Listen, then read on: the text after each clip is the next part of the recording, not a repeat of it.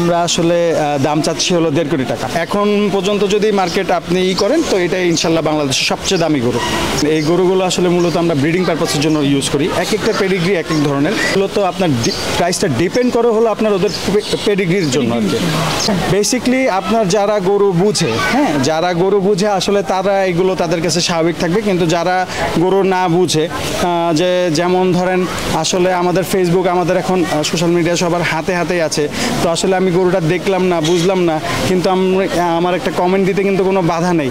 তো আসলে কেউ যদি গরু দেখে এবং গরুটা বুঝে, এবং এইসব যতগুলো গরু আছে আসলে এরকমভাবে দাম চাওয়া হয়ে থাকে, হ্যাঁ, ব্রাহ্মণ যে গরুগুলো থাকে ওদের দেখবেন আপনার গায়ে একটা সিল থাকে, যেমন আমরা আগে বলেছি নোবেল 962/7। তো এইরকমভাবে আসলে ওই সিলগুলো যদি আপনারা নেটে যদি সার্চ দিয়ে দেখেন, ওদের আপনার পুরা দেখা যাবে যে ওদের পুরা বংশের যে মানে পেডিগ্রি যেটা বলা হয়, পুরা পেডিগ্রি আপনারা পেয়ে যাবেন।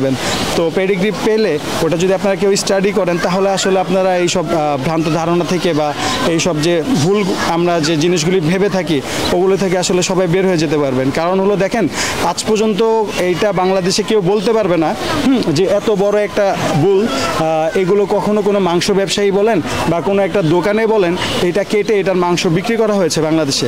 সো এইগুলোর আসলে গরুগুলো মূলত ব্রিডিং পারপাসের জন্য, এইগুলোর আসলে গরুর সাথে আমাদের দেশে যে মাংস ব্যবসায়ীরা যে গরুগুলো কেটে থাকে ওগুলোর সাথে যদি আমরা নিজেরা সবসময় তুলনা করি, তাহলে এটা আসলে আমাদের ভুল। এখন বর্তমান আনুমানিক ওজন প্রায় 1400 কেজির মতন আছে। ওর আমরা আসলে এবছর নাম দিয়েছি সুলতান, টেক্সাসের সুলতান বলতে পারেন।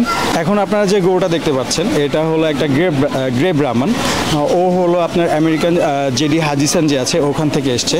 আর ও হলো আপনার একটা অনেক বড় ব্রাহ্মণ এই আমাদের দেশের এবছরে বলতে পারেন। ওর আসলে খাবার তালিকা আমাদের আসলে ব্রাহ্মণ গরু বলেন আর আমাদের যে গরুগুলো আছে ওদের আসলে খাবার তালিকা অলমোস্ট সেমই থাকে। তো ওদের আমরা সকালবেলা আপনার ঘাস আর খড় দিয়ে থাকি, এবং দুপুরবেলা আমরা ওদের যতটুকু প্রয়োজন দানাদার খাবার দিয়ে থাকি, আর রাতের বেলা ওদের আমরা ভুট্টা গাছ যেটা আছে ওটা চপিং করে খাওয়াই। আর আসলে এইগুলো আসলে কত টাকাতে বিক্রি হলো না হলো ওইটা না দেখে এটার সৌন্দর্যতা এবং এটার সমস্ত কিছু সম্পর্কে যদি কেউ স্টাডি করে তারপর যদি গরুটা দেখে এবং সরাসরি যদি গরু দেখে, তাহলে আসলে তাদের যে মানে মনে যে ধারণা থাকে এটা আসলে তাদের পাল্টে যাবে ইনশাআল্লাহ। এটার বয়স কত?